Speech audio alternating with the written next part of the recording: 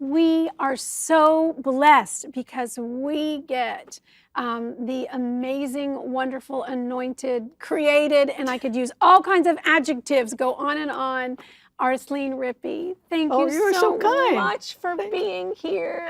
Oh, I'm delighted to be with you. And I was thinking of our history. Yes. I knew her before she was married. Yes, you did. And just watched through the years. And I've watched when, you know, things were not going well, and I watched the way you responded to it. You know, some old person in the ministry can watch that. And it was very inspirational through the years to see what the Lord has done with you. And your husband, God bless you in your ministry. Well, I want everyone to know how I first came in contact with Arthelene, and that was in 1991 at the University Club in downtown Tampa, and you were the guest speaker for a ladies' luncheon, and someone bought my ticket.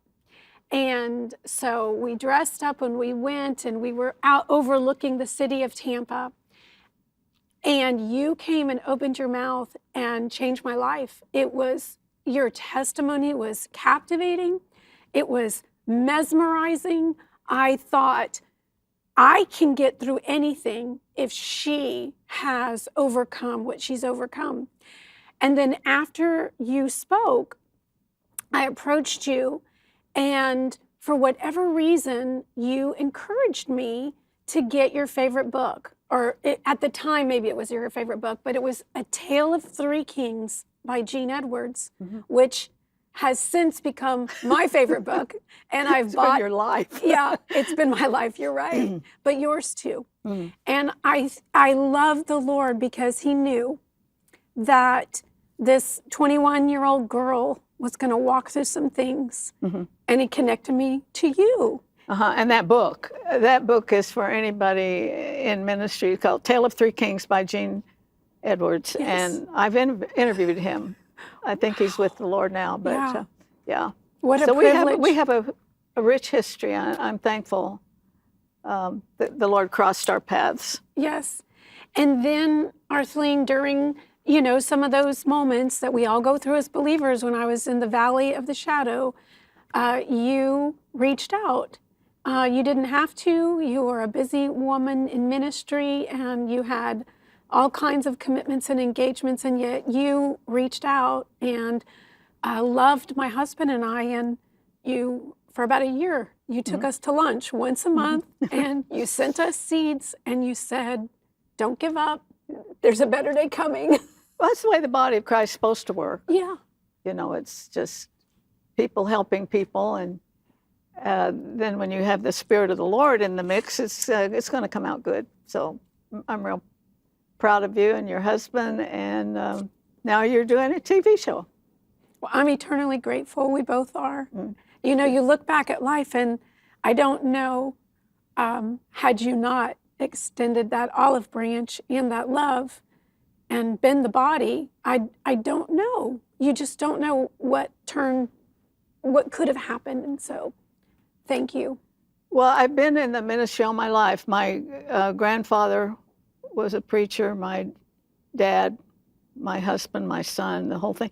And you can recognize a hurting leader, and you don't handle them like everybody else.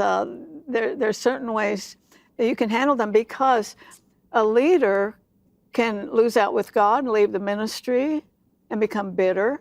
I've seen that before.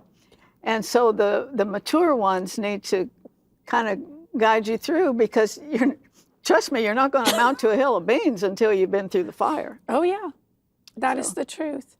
Well, thank you for jumping in the fire with us and providing love and wisdom and care. Well, that's what we're supposed to do. We are, but not all do it, and you did. And you have, I'm sure I'm not the only recipient of your love. There's many others, but I'm grateful, very, very grateful. Well, my and then privilege. throughout the years, just you caring about the Haiti projects, and when the church was built, and then the Bible college, and just having us on and highlighting things. and being so genuine. You've always been such a cheerleader. You have pom-poms and you just Supposed to cheerlead. do, encourage each other, and it doesn't cost a penny. Yeah. Well, let's talk about media, because media is one of the 7 mountains that really is supposed to be affecting and impacting, influencing, and infiltrating culture. And when God called you to media, I want to hear how he called you, because you were, before he called you to media, you were a gospel singer and you were in a gospel group. Yeah, well, I owe my mother so much. She made sure we had music. Yes. And my family, they are professional musicians. But being in a minister's home and all, a lot of times there's music involved in that. And so I've always been involved in music because it was in my home. But I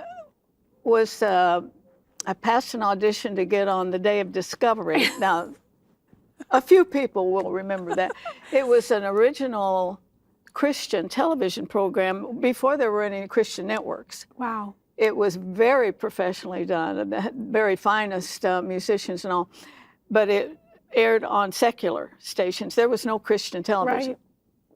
So I knew Bob DeAndre, who's the founder of this network, and I heard he was going to start a Christian television network here. So I wrote him a little note. I said, I've got a tiny bit of experience, if I can help you. He said, you're on. So it was Herman Bailey and Bob and I really from the very beginning, Wow. before there was any kind of an office or any spade of dirt turned, before we had this land even. Wow. Charles Leeming, brother, wonderful, wonderful pastor, gave this land to Bob for the network. And so, you know, I've been with it from right beginning and seen the hand of God, just a wonderful blessing, just pouring out his blessing on this.